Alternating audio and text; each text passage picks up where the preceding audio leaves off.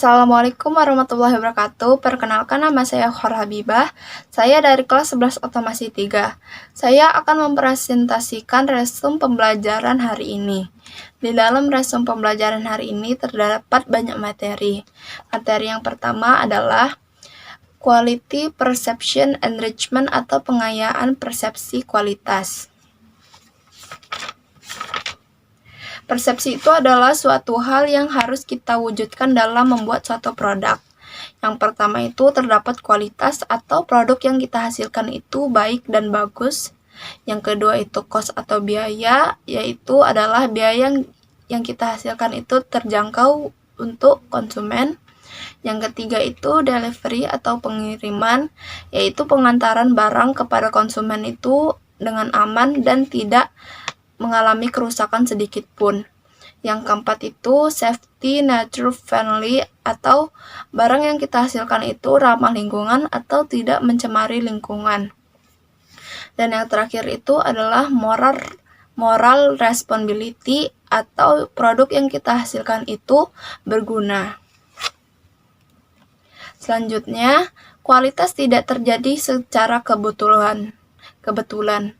Sebuah sistem manajemen mutu membutuhkan yang pertama adalah sumber daya, yang kedua perencanaan yang baik dan matang, dan yang terakhir adalah komitmen, integritas atau janji kita kepada suatu produk.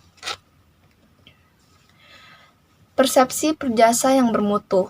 Yang pertama input, yaitu mempunyai kerangka untuk mengakomodasi kebutuhan pelanggan.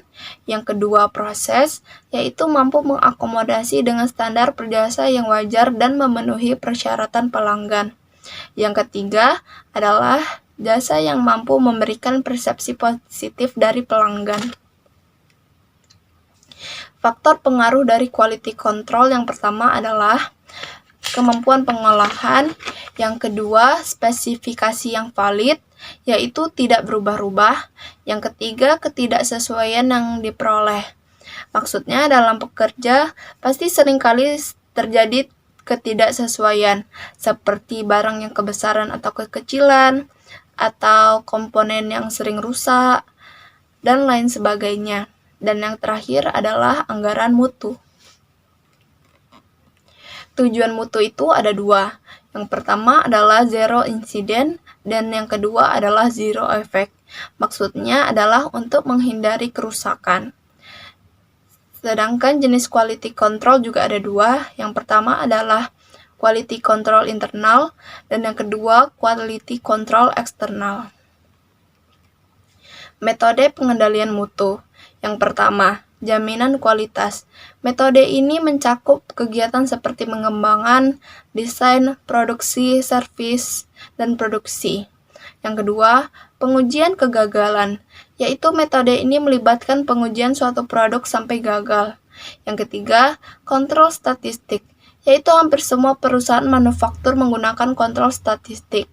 Yang keempat, kualitas perusahaan, dengan manajemen yang memimpin proses peningkatan kualitas dan departemen lain mengikuti, produk atau layanan yang sukses akan muncul.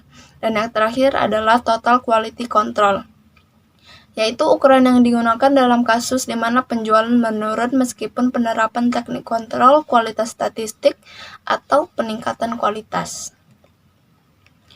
Selanjutnya pengendalian proses statistik.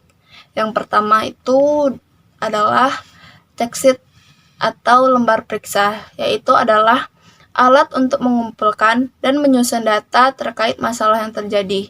Yang kedua, histogram adalah alat untuk menampilkan distribusi frekuensi data. Yang ketiga, control chart atau peta kendali, yaitu adalah alat untuk memantau dan mengendalikan variasi proses dalam jangka waktu tertentu. Yang keempat, Pareto diagram atau alat untuk mengidentifikasi masalah yang paling penting untuk diselesaikan. Yang kelima, cause and effect diagram atau fishbone diagram, yaitu alat untuk mengidentifikasi penyebab masalah yang kompleks. Dan yang terakhir adalah scatter diagram atau diagram tebar, yaitu adalah alat untuk melihat hubungan antara dua variabel. Selanjutnya ada teknik fishbone.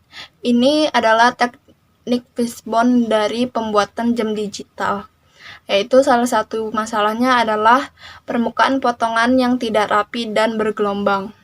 Dari segi material adalah barang tidak mudah pecah karena barang tersebut sangat tebal sehingga susah untuk dibentuk.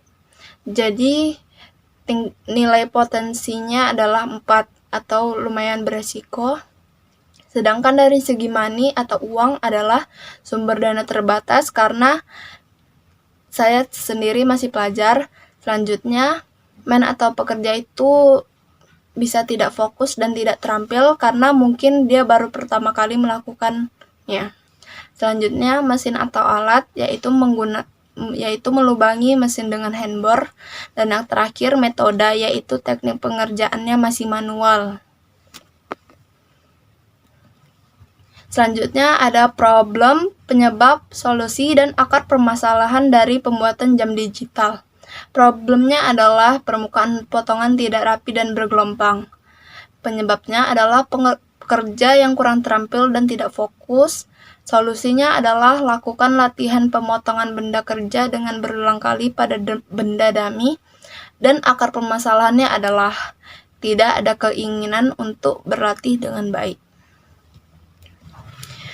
Mungkin sekian presentasi dari saya.